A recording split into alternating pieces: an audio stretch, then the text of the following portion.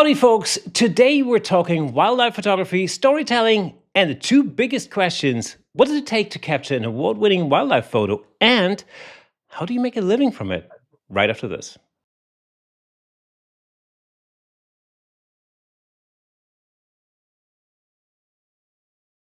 Welcome to Camera Shake, where we bring you the insider scoop on all things photography and videography, giving you a unique opportunity to stay ahead of the curve. We've spent literally hundreds of hours interviewing some of the most renowned photographers of our time, giving you access to knowledge and expertise that's not available anywhere else, unless you dig on YouTube. But it's much easier over here. Anyway, as always, I'm your host, Kersten Luts, and if you're like me and you enjoy free podcasts and YouTube content, because who doesn't, you can become a supporter of the show by buying us a coffee over on buymeacoffee.com/camerashake to help us create more exciting episodes for you. But of course, you're more than welcome to say no, so no hard feelings, but just know that your support really does make a difference. And if you want to wrap the show, we've also got some merch available over at camerashakepodcast.com, so go check that out now. Now, without further ado, today's guest is a travel and wildlife photographer, documentary filmmaker, writer, and the creator behind Passport and Pixels. Please welcome Bella Falk. Bella, how's it going? Good, thank you. How are you? I'm very well. Thank you so much for coming on the show. Wildlife photography is actually not something I specialize in at all. And I always, half jokingly, well, actually, no, not jokingly at all. I always say I'm probably the world's worst wildlife and landscape photographer. So, I mean, in your view, what makes a wildlife photograph truly great? Oh gosh, I'm not sure I necessarily am qualified to answer this, because I think, like everybody, we're all just trying to do the best we can and get amazing images. And sometimes it can be really hard when you've shot a photograph to separate the image from the experience. So if you've been in this incredible location and this amazing thing has happened, and you're looking back at the photo and you're thinking, wow, this was just so incredible, it can be very hard to separate that feeling when you look at the photo from the quality of the actual photo itself. So that's why I think choosing images to enter awards, you mentioned awards, can be really difficult. And sometimes it's almost a good idea to ask somebody else what they think, because what you think can be the most amazing image can be really wrapped up in your own feelings about the moment at the time, which other people obviously weren't there, so they don't have those same feelings.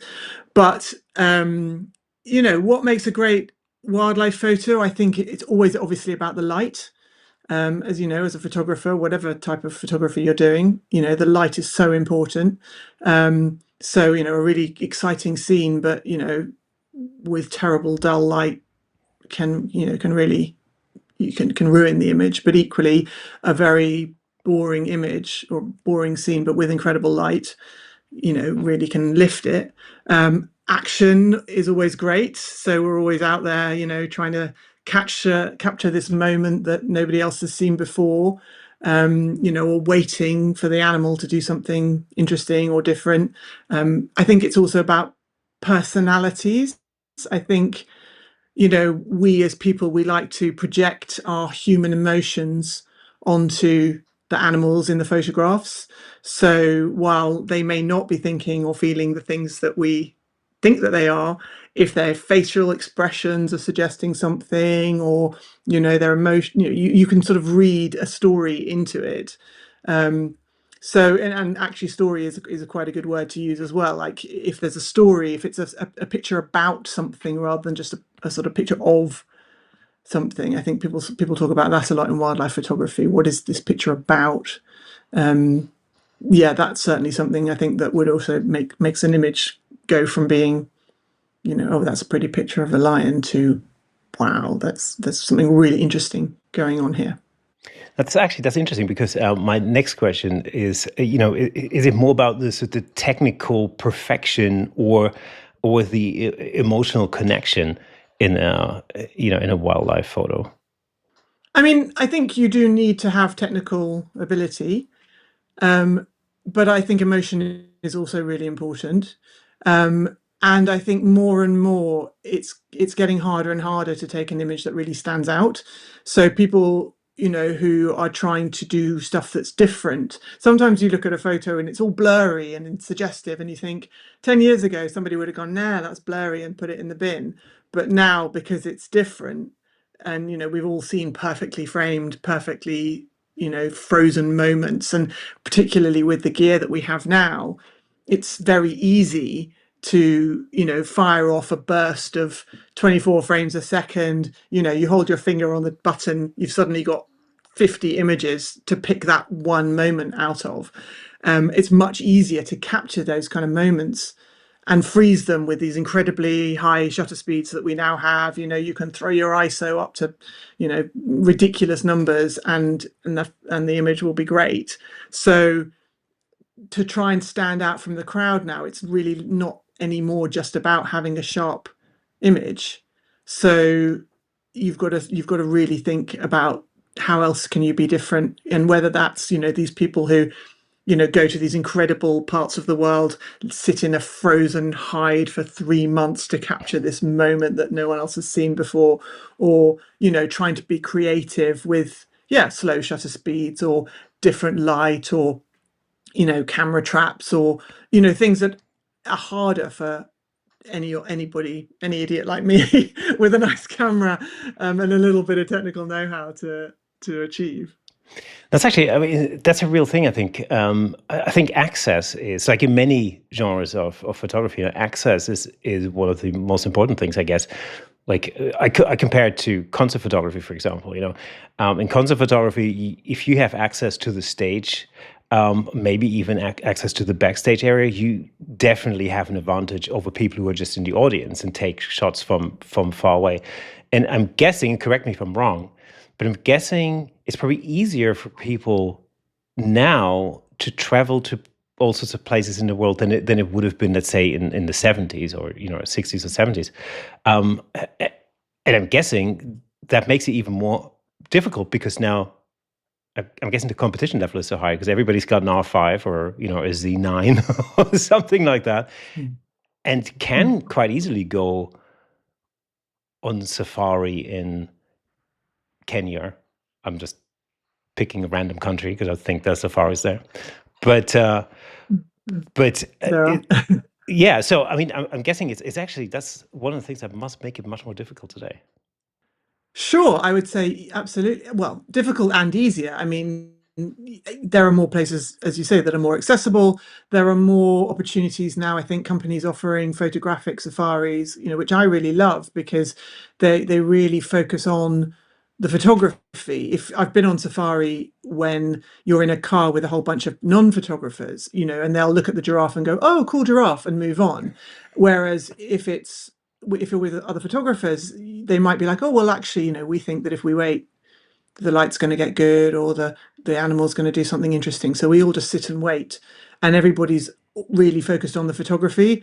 And again, this goes back to what I was saying about an interesting subject or a less interesting species, but in an amazing setting or in nice light, can make a really great photo. So whereas a normal non-photographer might be like, "Oh, it's just a bird, it's boring," where you can be like, actually, but with the backlight or the reflections or whatever it might be, we'll sit and look at this. So I think the opportunity to do that kind of thing, and to be with other photographers, and to be with photography guides who are giving you ideas about how you can be a bit more creative, or they know the area. I think knowing your location, knowing your species, wildlife photographers talk about this a lot, and the people who've won awards in the past in Wildlife Photographer of the Year, they're very often, it's my local park and I went every day, whatever the weather, and I got to know the animals and they got to know me, and they didn't run away anymore. And then I knew where to be and what they were going to do at any given time, and that's how you get those amazing shots. So if you're on safari and you're with a guide who similarly knows their patch and knows the different species and different animals and behavior and what they like to do, and can help you predict what's going to happen, then that also really helps you get better wildlife photos. How much preparation goes into a trip like that beforehand, like in terms of the landscape, the fauna, the wildlife in a particular location? Um, how much prep goes into something like that? I mean, for me, it depends where I'm going, because if I'm going back to places I've been before, so Kenya, Botswana, those kind of places, not so much, because actually, you never really know what the light's going to be doing. You never really know which animals you're going to see.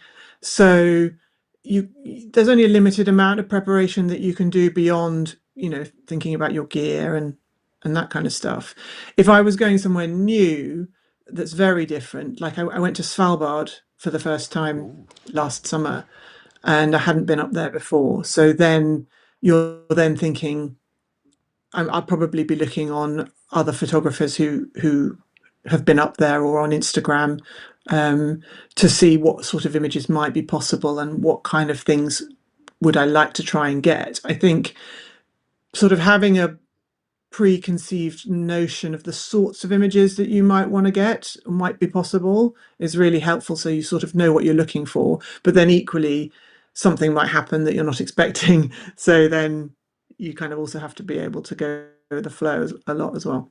Yeah, because I always wonder. I mean, sometimes I have conversations with people on, like, let's say the sort of the camera club scene, as it were, and I know that people plan trips to places like, but often it's a matter of like, okay, we want to photograph this particular bird, and so we're going to travel to this place where this particular bird lives. And I wonder how specific your planning is. Like, are you thinking, like, let's say the next time you go to Kenya, are you specifically thinking, well, I want to, photograph this particular animal, or do you have something specific in mind, or do you sort of go with the flow and just see what happens when you get there? I mean, I tend to go with the flow because often I'm doing two jobs at once. So when I go on these trips, I'm a writer as well as a photographer. So they're not specifically photographic trips, and I'm not necessarily there just for the animals, because I might be writing about the destination or the company, the tour company, or the lodge, or the people, if it's a cultural angle or whatever it might be. So you end up on a schedule that you didn't devise yourself. There'll be a PR who will have devised it, and there might be other people in the group as well. So you do have to go along with whatever they're doing. So, for example, last October I went to Uganda, and I was writing about that for two different publications. But obviously, I'm always going to want to take photos, and also because when I have the photos, I can then potentially get more commissions after I get back. So in that case, for example, after I got back, I then pitched a story about the chimpanzees that we had been to see to BBC Wildlife magazine, which should be actually coming out fairly soon. So they commissioned that. If I hadn't had the photos, I wouldn't have been able to get that commission. So I'm always, a lot of the time, sort of shooting on spec as well, in the hope that I might be able to sort of upsell. But when I went to Uganda, there wasn't a photographic commission at the time. And I was in a group with some other writers, and the schedule, as I say, was organized by the PR. So you have to kind of go along with it. And then I'm also not just shooting the wildlife, because I do travel. I sort of, rather than saying I'm specifically a wildlife photographer, I say I'm a travel and wildlife photographer, or I'm a travel writer who specializes in kind of wildlife and nature tourism. So, where some wildlife photographers are out there just shooting wildlife all the time, and probably also have a YouTube channel and guiding tours and all sorts of other things. The wildlife is sort of it's travel focused wildlife, if that makes sense.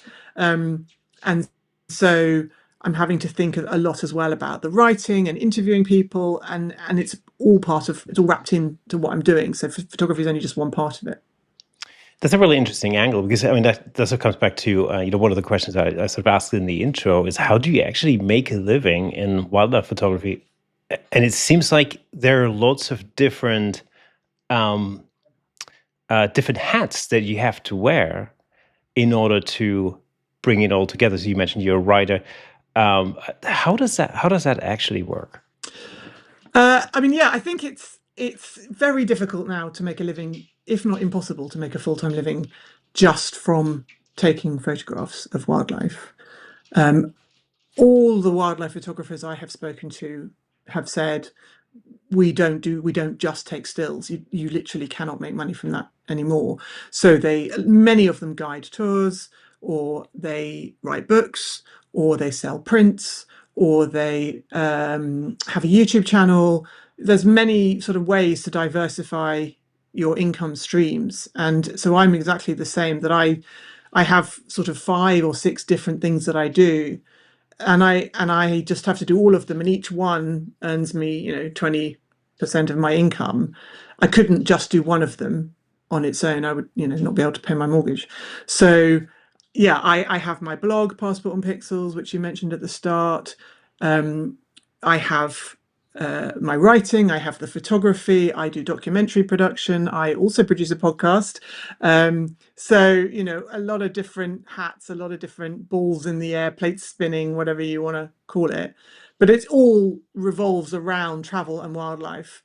And a lot of the time they feed into each other. So, for example, the writing and the photography often go hand in hand. Or the podcast came about because I was in Botswana doing a writing commission, and then I met somebody who was like, "Oh, I'd like to do a podcast. Let's talk about that."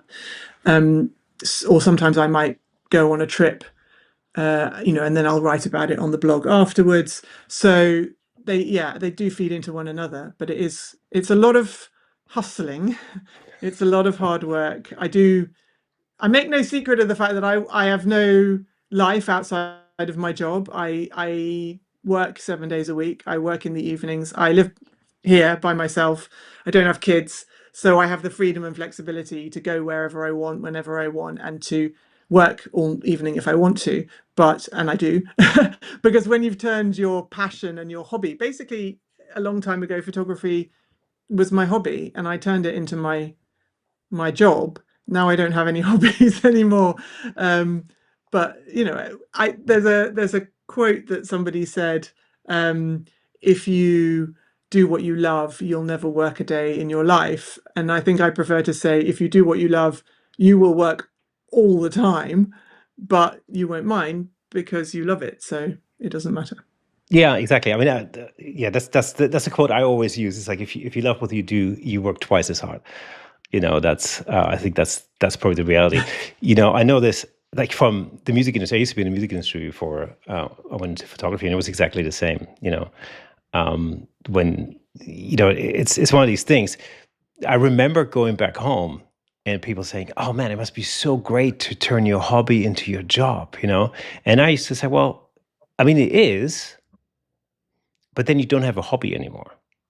So, there's still that sort of need to find some kind of balance. For me, the balance is actually in the creative arts, and doing this. And it's just like I'm a photographer. I make a podcast. I do video and all of those things. But together, they kind of balance each other out.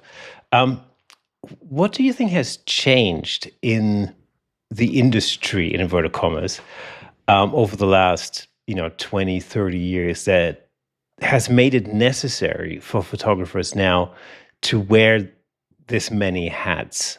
What's changed so that you can't specialize in one particular area anymore, but you have to do all these different things? I mean, the obvious answer is, that publishing has really taken a nosedive. So it's a kind of combination of digital, coming forward, and magazines and newspapers and print media not having the purchasing power that it used to have. So before the internet, then everybody got all of their information from newspapers and magazines, and you could be a photographer. I mean, I wasn't being a professional photographer then. I've really only been getting paid for photography sort of in the last 5 years. But the golden days when you could be a wildlife photographer and you could go around the world shooting photos and then be paid a fortune for your images to be in print or for stock or whatever, that's gone, because now everybody's a photographer, as they say. Stock libraries are overrun with images. To be honest, there's too much information now. I think editors are overwhelmed as well. They're sort of like, oh, we don't know where to even start. You put in something into a search engine and you get so many answers. You just don't know what to do with it all. So I think it's that, the just the devaluation of the photo. A lot of the publications that I write for don't have budget to pay me for my photos. So in that case, I either have to give them to them for free because I like to see my writing alongside my images. And it's very frustrating when I know I've got these beautiful images. They didn't want to pay me for them. So I prefer not to give them away, obviously. And then they'll use stock imagery, which is rubbish, and someone else's name is on it. And then it's like, but so I don't like that at all. But I do it because it's not fair on the publications who do pay. If I'm going to give my images away for free, then why should those guys pay me? So I do have to draw a line. But even when they pay very, very little. And so again, it's not enough to live off. And you think about the hours that you put in taking the photos, editing the photos, plus the equipment and everything. It's way less than minimum wage if you're doing editorial images. It is a bit different, sort of, marketing images, for example, but even then it's very difficult, particularly with wildlife, because, lodges who might want beautiful photos of their lodges or images of the animals. There are so many influencers or whoever out there now who will be like, I'll do it for free in exchange for a visit to your location. So getting paid for that kind of stuff is quite challenging. And then, of course, the whole digital photography side, which, I think is great, and photography is much more accessible and the gear is so much better. When you think about the kinds of images that won Wildlife Photographer of the Year 20 years ago, wouldn't stand a chance now compared to, with the animal eye tracking that we have, with the ridiculous, burst frame rate, as I mentioned, that, the high ISOs that mean you can capture so much more in low light. But yeah, again, it does mean that there's lots of people shooting great images, which means it's much, much harder to actually get paid. There's an interesting conversation I had with Moose Peterson some time ago, and he said to me, he goes like, my skill is not taking a great photo. Like, my skill is sitting on a rock for 8 hours looking at a hole in the ground, waiting for some creature or critter, as he calls it, to appear. And then for me to be in the right place at the right time to take a photo of that thing. That's where I fail, I think, as a wildlife photographer. I don't think I would have the patience. But you mentioned something interesting earlier. You mentioned storytelling when it comes to wildlife photography. What is the significance of storytelling, and how do you tell a story in a wildlife photo? Hey, let me just jump in real quick to tell you about the amazing sponsor of this episode, Platypod. Platypod offers innovative camera support systems designed to unleash your creativity. With their stable, versatile, and portable solutions, you can capture stunning shots like never before. And I'm not just saying that. As the host of the Camera Shake podcast, I can personally vouch for Platypod's incredible products. They've become an integral part of the show. In fact, I'm surrounded by various Platypod products holding up lights, cameras, microphones, and so on. It's really helped to transform the way I make the show and the way I shoot at home, in the studio, and on location.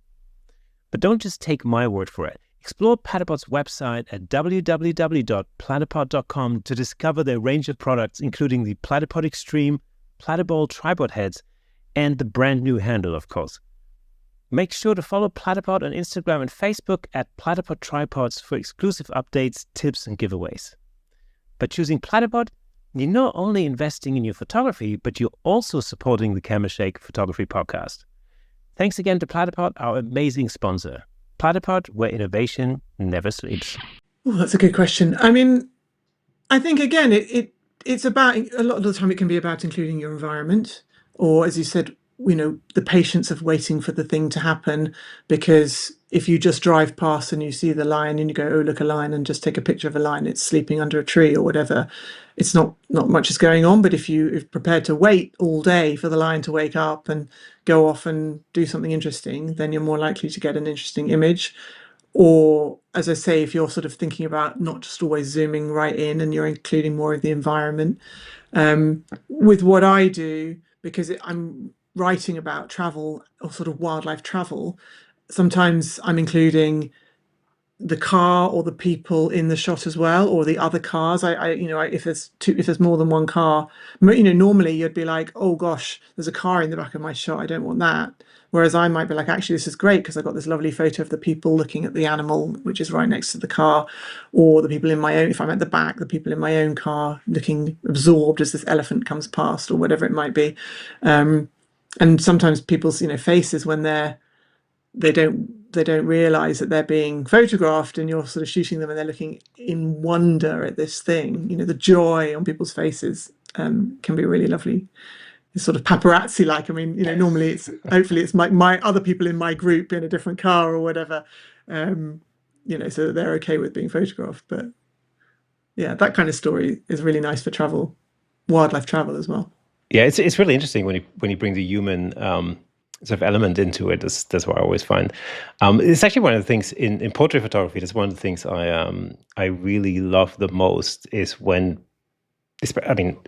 portrait photographer on headshots, for example, it's actually that moment when people come to the screen, they see themselves on the screen for the first time, properly lit, properly photographed, and most likely they've never actually seen themselves being photographed like this, and this sense of wonder that sort of flashes over their face. That's always I think that, to me, that's the motivating factor. That's the thing. It's the same in music, actually. When you write a song and then somebody listens to it and you see their reaction when they hear it for the first time, it's sort of it's one of those beautiful human moments. How do editorial assignments, for example, how do they differ from like brand and commercial work in that field? Is there like a difference in terms of preparation? Is it a difference in execution? Or does it all blend into one thing nowadays? So at the moment, I mainly work just editorially, or if I do license my images to brands, it's often either after I've been on the trip or kind of as part of the deliverables, but not the only thing for the trip. So, for example, it's usually working with PRs who have a budget, or PRs and marketing teams who have a budget to market their property. And if it's, for example, on safari or in Africa or whatever, it might be a lodge or a company that's doing safaris, and then it might be a question of going because they want a print commission a lot of the time. So they'll be like, you can come. So, for example, that Uganda trip that I mentioned, I was invited to go, but I wasn't going to get paid by the lodge company.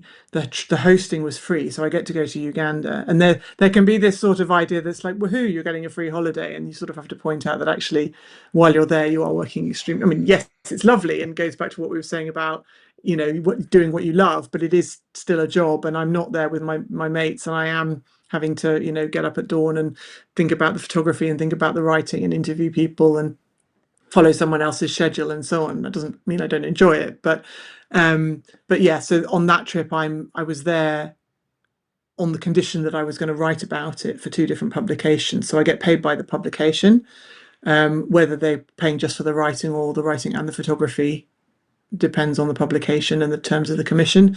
And then afterwards, once I've got this sort of library of images that I shot while I was there, I can then approach the marketing company again and say, now I have all these images. Would you like to see them? Would you like to license them? In which case the licensing might be based on the length of the license. Do they want them for a year? Do they want them for 10 years? Do they want just to use them online? Do they want to, put a billboard in Heathrow Airport? That hasn't happened yet, by the way. I'm still hoping for that one. Or I might, as I said, then be like, oh, well, now I have all these beautiful images. I could sell a photo story. And that could happen, you know, even up to a year or 2 years later. In fact, sometimes I get sort of calls for pictures from magazine editors saying, oh, we're looking for a photo story, or we're looking for a story about X. And you can be like, oh, well, I went there 2 years ago. I can still write about that. It slightly depends on what the angle is, and if it's, if something's changed considerably, then you wouldn't. But a lot of the time things don't change that much in 2 years. So you can still write about it or sell the photos sort of a couple of years later. That's actually interesting. It's sort of it's almost like there's sort of a pre-commission element, and then there's almost like an after sales kind of element where once you've created the content, you then go and shop it to other publications and so on.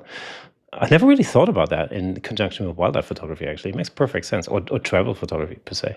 Yeah, I mean that's definitely the way I do it, because generally it's much better to sell. It's much easier to sell when you have the product, and the idea that editors, or rather that PRs, want you to have a guaranteed commission before you go. I understand why they want that, because they want to know for sure if they're going to host you that they're going to get a return on their investment. But from the editor's point of view, when you're trying to pitch a story from somewhere you haven't been yet, it's quite hard to come up with something really precise and different. And sometimes you might get there and the whole thing might not be what you expected, and there might be something better or different. So there are editors who won't actually commission at all before you've been on the trip. So there's a sort of juggling thing where you go, okay, well, the PR wants a commission before I go, so I'll get one. If you manage to get one, and then afterwards you can be like, well, now I can pitch this to all of the other editors who weren't interested before, or who don't accept commissions before, because now I have a lovely library of images, and I have a really strong angle that I didn't think of earlier, or I've seen a call for pictures that really, and it's a win-win for everybody, because then the PR gets more than they were expecting. They get a bonus, more coverage, and then I get more work and earn more money. So everyone wins. What I'm wondering sometimes is like how you make decisions as to where to go. Do you make decisions based on, like, let's say, for instance, if you realize there's a story somewhere, let's say there's a particular preservation story, for example, or does that motivate you to go on your own dime, so to say, and then write about it and then try and sell that to publishers afterwards, that story? Or how does that work generally? There are travel writers who do travel on their own dime, but it is very difficult to do that, because travel is so expensive, and travel writing and travel photography pays so badly that unless you're like really doing it on a budget and very careful about what you spend, you're never ever ever going to make that back. Particularly with what I'm doing with safaris or whatever, it wouldn't be possible at all. So I always go hosted. I'm always traveling hosted, and then I try to earn money afterwards. And how I choose where to go, it's a sort of combination of making relationships with the sorts of PRs who represent the sorts of destinations that I want to visit, and then waiting for either expressing an interest in what they're doing, or waiting for them to invite me, or if there's somewhere I'm particularly keen. For example, I went to the Galapagos 20, 30 years ago, a long time ago, and I've been really keen to go back. So I just sort of keep my ear to the ground, and if I meet a PR who represents somewhere in the Galapagos, or a tour in Ecuador or whatever, I just sort of make extra special effort to kind of build that relationship, so that if at some point I'm thinking I'd really like to go, or they occasionally offer press trips, or they're running a group trip, or they might invite you because they know that you're interested. And you can also, if there's something like you say, there's a story that you're particularly keen on, then you can literally contact the whoever it is. For example, if it's a conservation story, I've got my eye on a thing that in Zambia that I found out about, and I thought that's a really cool story. So I did get as far as I had happened to meet somebody from the Zambian tourism board and said, I'd really love to cover this, and then I mentioned it to BBC Wildlife magazine, and they said, well, if you ever get out there, let us know and we might commission that.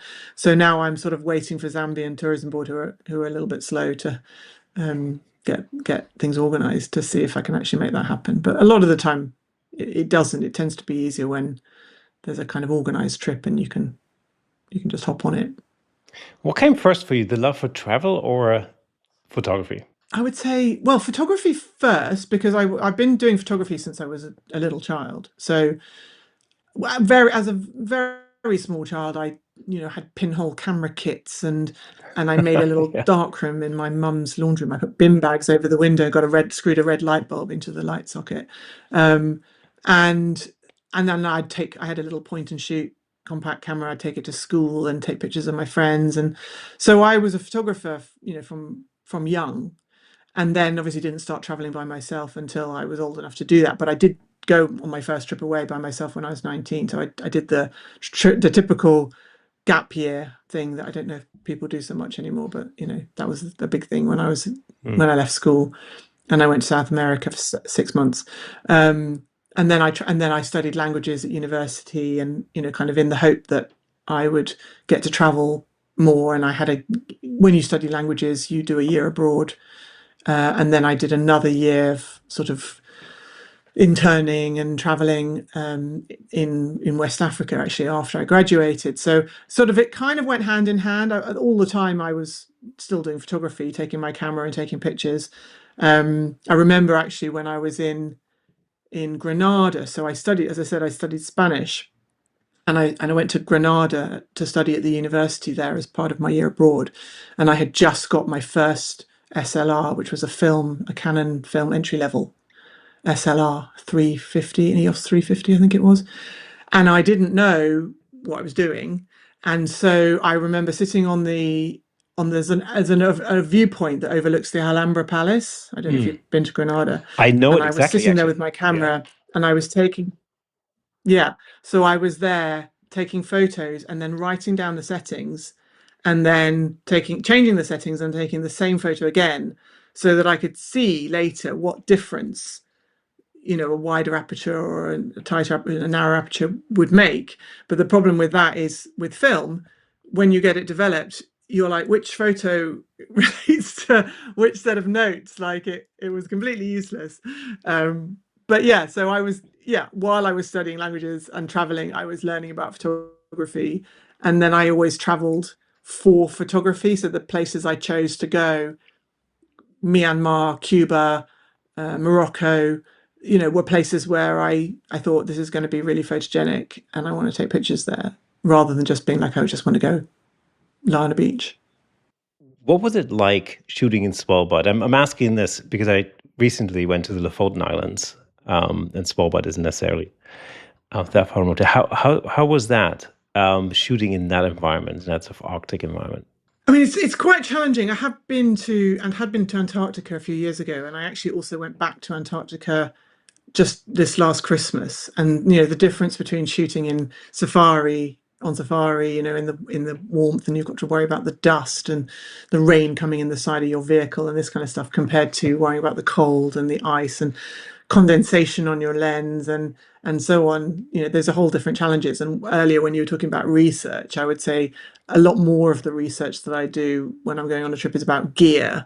And do I need a new bit of new things, new gloves, new waterproof trousers, I bought, before I went to Antarctica. In fact, this was a thing that I discovered in when I was in Uganda. So in Uganda, we were trying to walk around to following these chimpanzees, and I had at this point a harness, this kind of, the black rapid harnesses with the straps. Oh yeah. And so as I was walking through the forest, my cameras were sort of swinging and bashing against my legs, and that was kind of annoying, and I had to kind of keep my hands on them to stop them from swinging, which meant I then didn't have hands free to move branches out of the way or whatever. And so after that, I got a spider holster instead, so they lock in and they're stable against your hips. And I took that instead to Antarctica, and that was much better. So a bit of research on gear was really good there. I didn't have that in Svalbard. So in Svalbard, I still had the harness, and that was a bit challenging. I found Svalbard challenging as well because, again, I wasn't on a specific photography trip. So I was on a boat with lots of non-photographers, and in order to get everybody ashore, you're going in zodiacs, and it's maybe 10 zodiacs, 100 people, 10 in each one. And by the time, if you're not in the first zodiac, by the time you get there, if there was any wildlife kind of around the landing area, it would have run away. So I think we're a bit spoiled on safari, where the animals are so habituated to the cars and they just look at you and they're like, oh yeah, whatever. Whereas here, getting close to anything, it was difficult, and there's a lot of rules, new rules. I was actually reporting on these new rules that they've just introduced into Svalbard about how many people can go ashore, how long you can spend ashore, how far you have to be from certain different species. And they're very stringent. Obviously it's all designed to help protect the ecosystem, and it's completely valid and understandable. But then as a photographer, it's quite frustrating when, the polar bear is this tiny speck in the distance, and you're like, so yeah, I think the expectations for Svalbard, because you see these photographs of, very close-up photos of cute polar bears, which presumably were either taken before the rules or taken by somebody with the most enormous lens and cropped to within an inch of their life, and you think, oh, I can get a photo like that, and then you just can't. So what is the typical equipment that you take on a trip like that, in terms of lenses and camera bodies? What's sort of your staple? So I always take two bodies, because then you can have one wide angle lens or wider angle lens and one zoom or tighter lens, and you don't have to be changing lenses all the time. Because again, as I said, sometimes I would like to take an environmental shot, or I want to include the people or the car or the vehicle or whatever in the image as well. So it's good to have one body. So I have a Canon R5 Mark 1, and then I've just also got a Mark 2, which is very exciting. Haven't even taken it out of the box yet. I just got it. So one will have a 24 to 70 on it, and then one will have, at the moment I have a 100 to 500, so Canon RF 100 to 500 lens, which is a good lens for versatility. It's really great because you can be at 100 or you can be at 500 or anywhere in between, which is, really lovely. It's frustrating a little bit because at the 500 millimeter end, it's f7.1. Oh. And those beautiful photos that you see with these sort of lovely soft backgrounds and the tiny depth of field, the really top, like pro wildlife photographers, and that's all they're doing is taking beautiful photographs, is they're using something like a prime lens, a 600 mm f4 prime, or there's a new Canon's just brought out a 100 to 300 f2.8, and they're really great in low light, and you get these lovely soft backgrounds. For me, it's a combination of cost and weight and flexibility, because I'm not just a wildlife photographer, because I'm shooting everything, because I have to carry everything around. When you're hiking through the rainforest or whatever, I can't necessarily on my own be carrying a 500 mm f4 or a 400 f2.8. That's a beautiful lens. But they weigh a lot, and then if you're stuck on it with a prime lens and the thing comes too close, then it's too close. So it's always a trade-off, and I don't know if I necessarily have the right answer. And also the new 100 to 300 f2.8 is like a 10 grand lens, so until Canon decide to lend me one, unfortunately. So Canon, if you're listening, that's out of my budget. I've already asked. I'm waiting for them to say it. Cool. Well, I'll make sure I send a link of this episode over to Canon. Let's see what they say. I had an experience a couple of years ago. I was on a speedboat in the Lofoten Islands on a sea eagle, I guess safari you could call it. And I borrowed, I think it was a 400 mm lens. And I have to say, it's probably one of the hardest things I've ever done. I mean, first of all, it was unbelievably difficult to shoot that thing from a speedboat, just to keep the balance. And the thing was so heavy, to be honest, that I could really only realistically shoot for a few minutes. And then I had to, I felt more like a machine gunner. I was shooting from the hip at some point. Some of the shots were all right, but it wasn't quite as aimed as or targeted as I which it's a really different experience. For me, as a portrait photographer, that was a very, very different experience, I have to say, shooting with those kind of lenses for sure. It is hard. And I did a trip with a guy who was leading so he's a full-time wildlife photographer, he leads tours, and he's carrying around I think it was a 400 f2.8. It's a big, heavy prime lens. This guy has guns, right? He has serious guns. And, and I'm trying to lift this thing up and then hold it. You're trying to track birds in flight. Yeah. And I can only hold it for, 30 seconds before I'm like, I'm too tired. So this whole thing about patience, where you're like waiting for the animal to do the thing, and you're waiting and you're waiting and you're waiting, and then your arm gets tired and you put it down, and that's the point at which it flies away.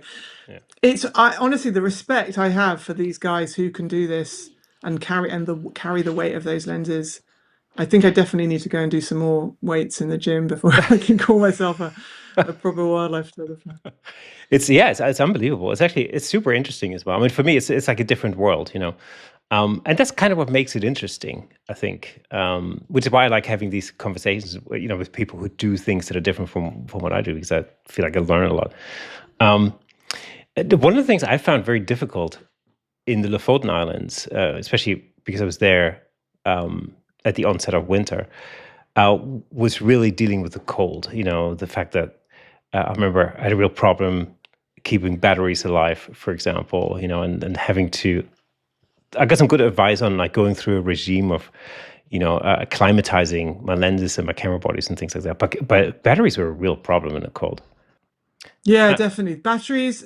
And I mean, to be fair, when I was in Svalbard and in Antarctica, generally it wasn't super, super cold, because you're going in, well, for Svalbard in the summer, or Antarctica, it's their summer, and it's maybe hovering around just zero, a little bit below zero. If you keep your batteries in your inside pocket of your jacket, that's normally okay. I found I had more problems with my fingers getting cold, because I can't operate the camera with heavy gloves on.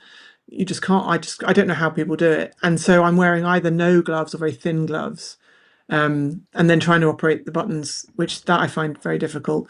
Or a lot of the time you're sort of getting snow or sleet or rain on the lens, and then you've got these gloves on, and then you're trying to find a wipe, and you're trying to wipe the lens, and then you're smearing it, and then you put it back, and then everything gets wet. So yeah, there's a lot of environmental struggles I think people don't realize, and it's definitely not glamorous. I posted a video on Instagram. Instagram does this thing, obviously, I'm sure where you can't just post photographs on Instagram. Instagram doesn't like it anymore. You've got to post videos. It's so annoying, and you've got to show your own face. So I've had to get used to this idea that, as much as I hate being in front of the camera, I'd much rather be behind the camera. If I want to grow my Instagram, I have to show my face occasionally. So I posted a photograph of me, in Antarctica, like no makeup, beanie, like really red nose from the cold, and just looking absolutely terrible, and just sort of proof that like it's not comfortable a lot of the time, and it's not glamorous, but it is a lot of fun. So it's an interesting thing that you mentioned Instagram, because it feels like really no matter what you do today in photography, it feels like you have to be so much more than just a photographer. You have to be your own marketing agency. You've got to be. There's a few interesting discussions I had very recently about the need for video, for example, and getting to that. How is that for you, having to have so many different skills or skill sets to create a living? Yeah, it is a lot, and certainly it helps. I definitely think for example, it helps to be able to write, and I think now with AI coming in, that's both potentially helpful to people and also problematic, both for me and and I'm an AI denier. I hate it, but people are using it more and more to kind of help them, if not develop a skill, then kind of fake a skill, shall we say, to get to do more stuff. And so with regards to social media, it's definitely something that I think I also do have to do, and it's just another thing on the to-do list. And going back to what we were saying about always working, there's never enough time, and there's always more things to do. So if your job is just go to an office, do your job, and come home, then you can have this mysterious thing that people call a work-life balance. that I have no idea what that is, because the job is never done. If you've finished editing the photos, you need to be making reels, or you need to be editing something else, or you need to be pitching for the next job, or you need to be whatever. My blog is woefully neglected. All these posts from a few years ago that haven't been updated, or the back end, or the work is never, ever, ever even close to being done. You just have to sort of try and keep on top of the most important priorities as much as you can, and then the rest just, I guess, falls by the wayside. It's difficult to actually be able to do all of those different things. And AI, it's an interesting thing. AI doesn't actually help. In fact, AI actually compounds the problem, because you can use those tools to do so many more things. Now the expectation becomes that you do so many more things, and you're not actually winning. You're not gaining more time. It's just that you now have to do 20 things instead of 10. That's why I find it's the problem with AI, actually. Yeah, I completely agree. And also, I mean, maybe it will get better, but at the moment, it's rubbish. So, I have tried this with my own podcast.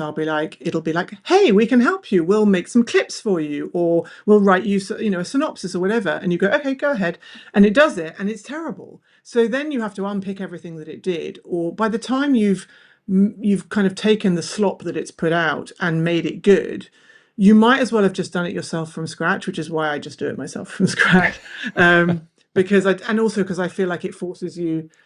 If you take what it does and then try and improve it, you sort of end up with this kind of hybrid, not very satisfying result. Whereas if you just go from the beginning with your own brain and your own creativity, what you end up with is much better than the sort of corrected version of what the AI gave you. I feel that sometimes, there's a value in using it as an analytical tool. That's what I find, because I can analyze a lot of data a lot quicker than if I had to sift through lots of different stuff myself. I find that works quite well for me. And I agree. I mean, there's a lot of stuff. When I've tried it in the past, I used ChatGPT or whatever to create a certain thing. When I then look through it, it's like, oh, well, okay, I'm going to spend just as much time fixing things that I could have done from the start. So I guess for all of those of us who are not naturally born writers, I think it could come in handy. Yeah, I do think you have to be careful because, it all sounds the same, right? So if you write yourself, even if you're not the best writer, if you're writing with your own voice and your own experience, and I think more and more we're valuing authenticity. I mean, this word gets bandied around a lot, but I think particularly as well, if you do a lot of reading and you read a lot of AI stuff, you very quickly start to see that it all sounds the same. And if you're not aware of that, you might put out something into ChatGPT and it gives you a thing and you think, oh, that sounds great, I'm going to publish that. What you don't realize is that everybody around you is doing the same thing, and everybody reading all of this stuff is reading it and going, oh, it's now I can read the first 5 words of something and know if it's really obviously ChatGPT. I just stop reading. And I've been sort of crying out to photographers on Instagram. I had a post go viral fairly recently because all of these wonderful photographers who take great photos, and up until a year ago were writing perfectly decent captions that said, I had this amazing moment, here's a thing that I photographed, have decided that they suddenly need to write these kind of lyrical, poetic descriptions, from the AI that are completely meaningless and sounds so artificial and robotic.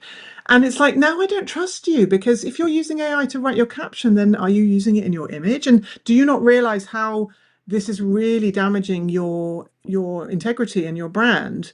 I know you sort of you think this is what everyone's doing and you have to jump on this bandwagon, but you really don't. And just go back to doing what you were doing before, because the photos are great.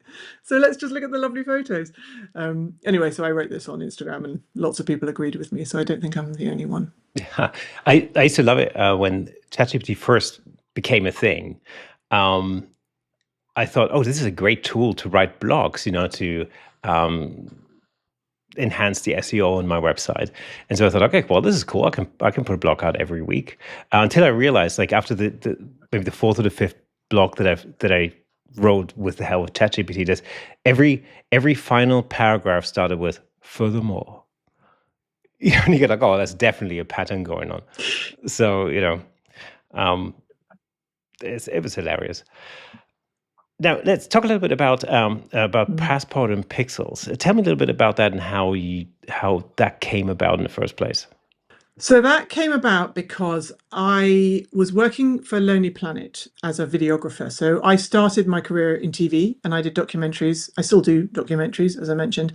And I really wanted to travel and make TV. So I somehow, little by little, managed to work my way across into doing filming and travel at the same time. And I got a job at Lonely Planet, who was starting this. I think they thought they were going to do a YouTube channel or something. This was a few years. This was 2016. And while I was there filming, and I said to my boss, by the way, I'm a photographer and I can write. How do I get to do that for Lonely Planet? And she said, well, where's your portfolio? What have you written before? Show me some photos. And at this point, I had nothing to show her. And all of my photos were just on Facebook. And she said, well, start a travel blog. And so I did. And for about 2 years, it was rubbish. It was a little hobby blog, but it was a place to put my pictures on the internet and to write the stories that I wanted to share. And nobody read it, apart from possibly my mum. Even she, I don't think, really read it. And then I went to Uganda. The first time I went to Uganda, and I was just very burnt out from TV, and I was like, I just want to go and have an adventure and go back to Africa because I love Africa. So I volunteered as a videographer and a photographer for a charity in Kampala. And I was blogging about my time in Uganda, and the Uganda Tourism Board got in touch with me and said, we see you're in Uganda, can we give you some free stuff and you write about it? And this was the first time I realized that this could be a thing. And so I did that, and effectively my first collaboration with the Ugandan Tourism Board, which was fantastic. And then when I got back, I started being invited, I guess, through those contacts to events and meeting other bloggers, and realized actually this is how you do it. And I needed to learn SEO, and I needed to speed up my page speed, and I needed to put alt tags on my photos and all these other things that I had no idea about. And little by little, I just kind of learned all of that. Again, entirely, well, sort of half self-taught and half, copying what I was seeing other people doing, or getting advice from other bloggers about what to do. So now, yeah, it's doing really well. It's difficult because, as you know, the AI chat responses now, a lot of people are using chat to get their answers where they used to, use Google and click through to websites. And the Google algorithm keeps changing what it wants to put on the first page of Google. So a lot of bloggers have seen their traffic drop a lot. Mine has stayed fairly steady so far, but I don't know how long that will continue. The optimist in me thinks people are going to get so tired of the robot answers, they're going to carry on wanting authentic content from people that they know. But part of me is like, oh, it's only a matter of time before. I've noticed that in my own behavior, in the way that I search online, is that I do use things like ChatGPT a lot more often compared to like even just a year ago. Yeah, and the AI overviews, I mean, you sometimes use those. You just put in something into Google and it just gives you an answer. And you do have to be careful because a lot of the time it's not correct, but sometimes it gives you an answer you think, actually, that does seem like it's probably the right answer. So you never click through, whereas, what you used to have to do is it would give you the beginning of the answer and you'd have to click on someone's website to find out the rest of the answer. And then you would be on the website, and then the owner of the website would make some money from, the adverts, or if you click on a link or whatever. So that's a lot less now. Yeah, it's interesting. I mean, I'm interested to see where that goes, especially when it comes to like, a Google advertising, for example, because I can't really see what the point is in paying for Google advertising if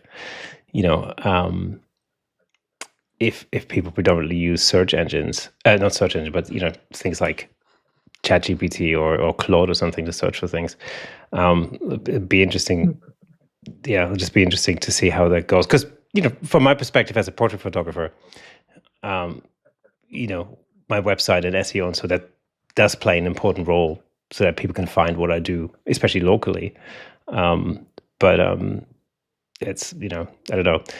I'm a little bit at a loss to really understand what is happening with that over the next, or to foresee, let's say, what's happening with that over the next few years. Who knows?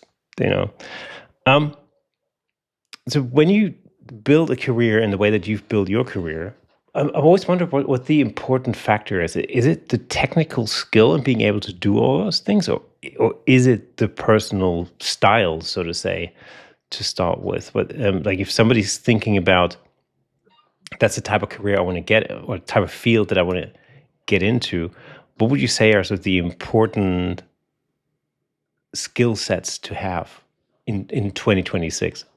I think people talk a lot about the two halves. There's like the technical skills and the soft skills. And yes, obviously you need to be a good photographer, or you need to be a good writer, but you don't necessarily need to be the best photographer or the best writer to get the work. You need to be also, good at networking, good with people, good at putting yourself out there. So all of the things that I have done, all of the successes I've had, really have come ultimately, I think, probably down to networking and being present and self-promotion and all of these, boring things that don't necessarily come that naturally to us, particularly as Brits or Europeans. The Americans are much better at it, but then it feels slightly distasteful when you meet an American and they're like, "Yeah, I'm the greatest," and you're like, "Shut up." But yeah, so for example, that Uganda thing, the fact that the Uganda Tourism Board reached out to me was only because I was tagging them in stuff and putting myself on social media, and so that's why, I don't make any money. I'm not an influencer. So these people who have these enormous Instagram followings and make money from brands just by posting on Instagram, I don't make any money from Instagram. But what Instagram does do for me is it's kind of a shop window, and it's a reminder that I'm here, and people see what I'm doing, and they think, oh, you get known for your niche of wildlife and travel, so maybe they'll think of you and invite you on something, or I'll go to an event and I will talk to people, and then I will get their email addresses, and then I will always make sure that I follow up with an email a couple of days later. And that kind of cycle of talking to people, reminding them who you are, following up, being persistent, all of that stuff is as important, if not more important, than being a good writer or a good photographer, because you could be the best at your skill, and if nobody knows who you are, then they're never going to work with you. So, incidentally, that's why I always think, events like the photography show, for example, or Imaging USA, or these kind of events are incredibly important. Exactly for that, the networking potential, making human connections. Because ultimately, we may live in the age of digital technology and AI and all the rest of it, but ultimately, there's always just a human on the other end somewhere. And I always feel like making those connections, they're really not always anymore. Well, yeah, but in sort of in our industry in particular, I think events like big expo events like this are a phenomenal opportunity to connect not only with other photographers but also with the industry and large, manufacturers, software companies, and so on and so forth. So if you had to start again in 2026, is there anything you would do differently, or how differently would you approach it? Somebody asked me this the other day. So we met at the photo and video show, as you mentioned, and I was giving a talk on the Canon stage, which actually goes back to what you were saying about the opportunities created by networking, because that really came about because I went the previous year and I went and found out who's the guy from Canon that I need to speak to if I ever want to work with Canon. I've been using, as I mentioned, Canon cameras my entire life. And I was like, oh, come on, guys, let's talk. And so I met the guy, and then I followed up, and then we, had some exchanges. And then later on, when he was like, oh, I wonder who we can get to talk this year, he got back to me. So that's how that came about. So when I was doing this talk at the photo and video show, somebody did say, I'm just starting out. what would you recommend for somebody who's just starting out? If you had to pick one of the things that you do to start with, which one? And I think I gave the wrong answer, because I was thinking at the time, if I had to throw away everything that I do, what's the thing that sort of I would keep? And I said the blog, because the blog for me sort of encapsulates everything. So it's writing and it's photography and it's my little baby, and I'm very proud of it. But actually now, starting out as a blogger, I don't know if that's actually the right advice, because of all the things that I mentioned about AI and the algorithms and so on and so forth. And I think actually probably now, if you're good at it and you want to do it, video is the way forward. You mentioned video as well, and I'm, as photographers and people who've grown up with stills, I don't know about you, but I'm very resistant to video. I watch it and consume it myself, so I can see why people like it.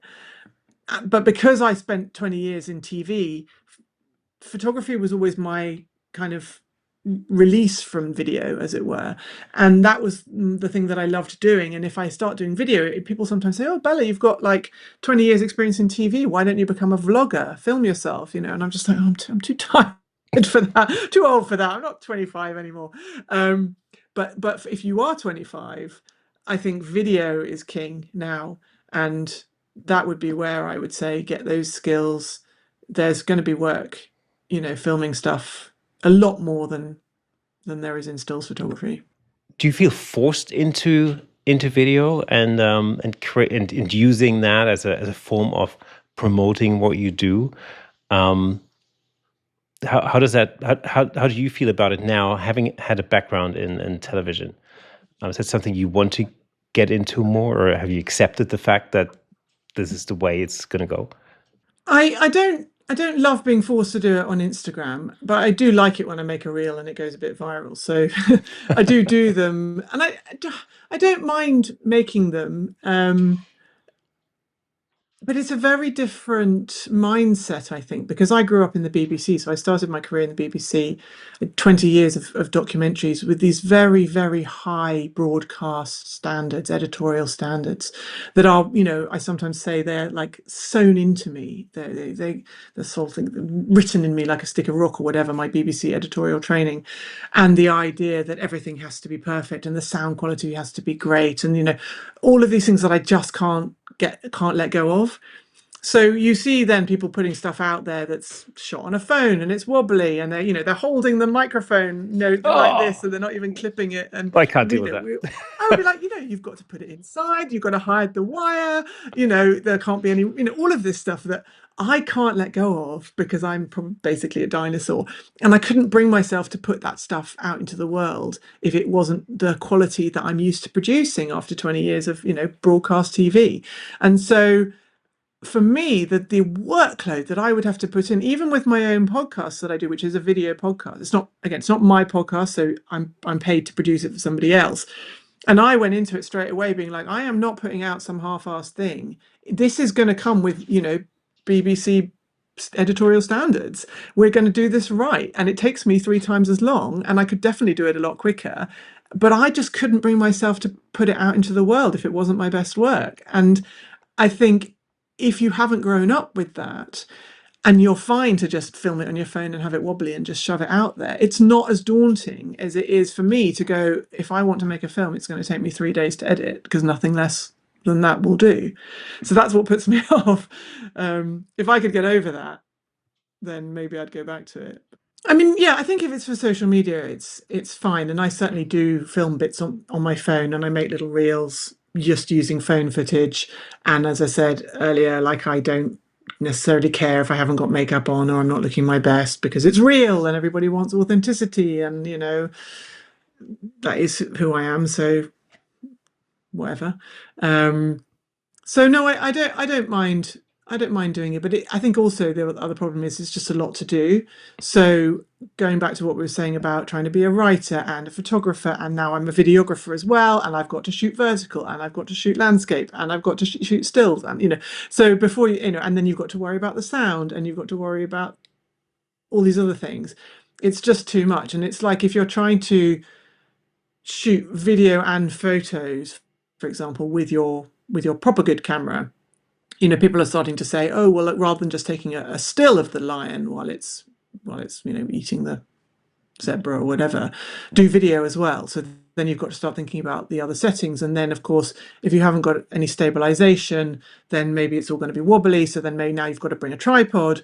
And before you know it, you're doing 2 people's or 5 people's jobs in one, and then you're not doing anything well. I think that's one of the things I found is, again, perhaps maybe it is me being too perfectionist, that I would rather be a really good stills photographer and not a videographer than a kind of average both.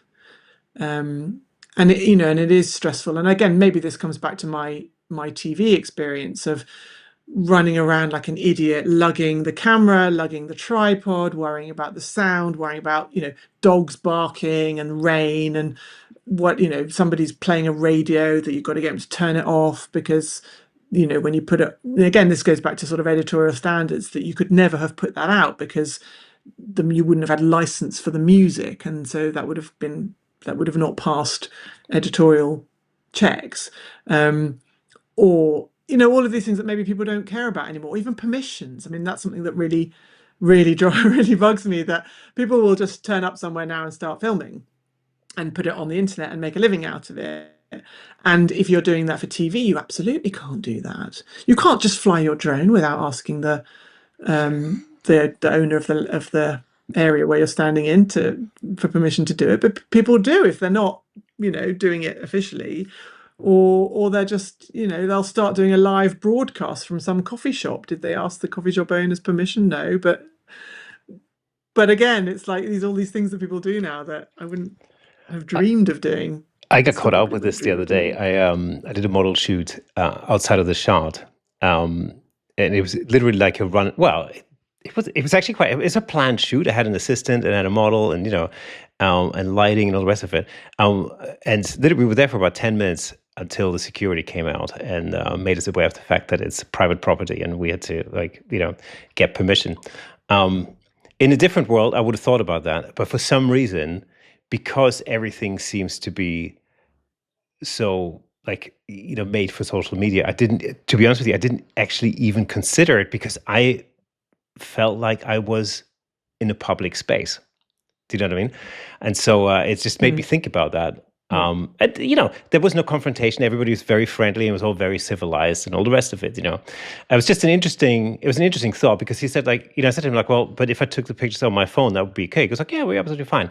So I thought well, okay, well, so you prefer me to take crap pictures of your building on a phone? Okay. It's one of those things. All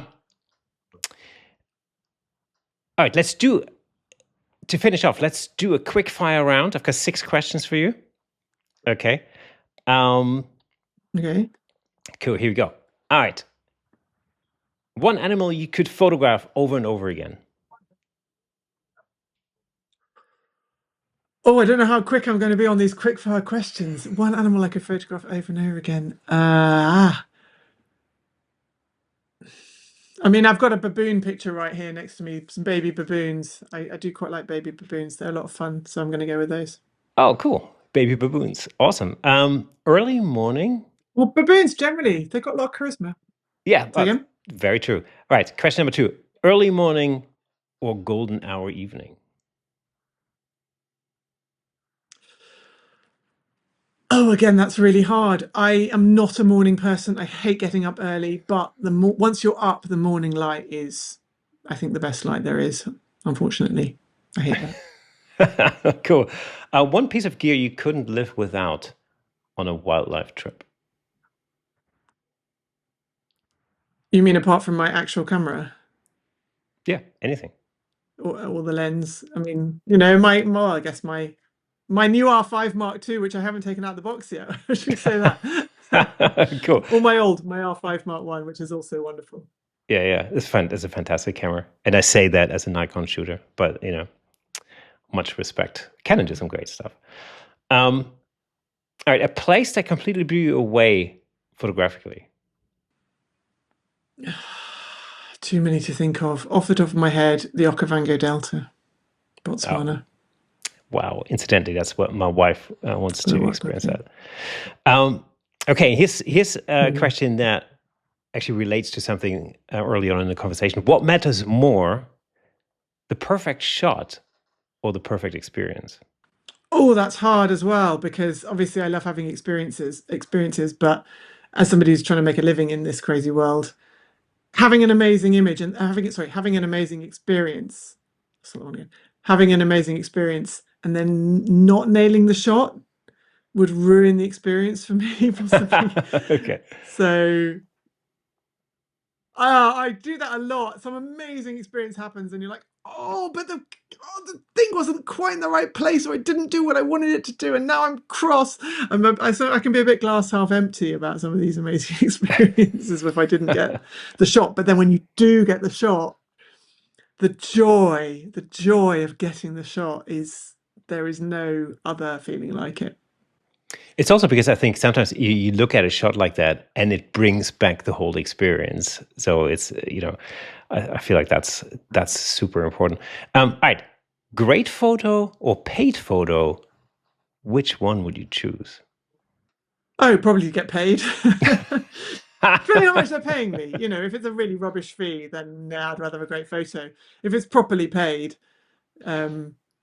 yeah, it's an interesting one, that, because when you hand over a gallery of images to editors and say pick the ones you want, they never ever pick the ones that are my favorites ever.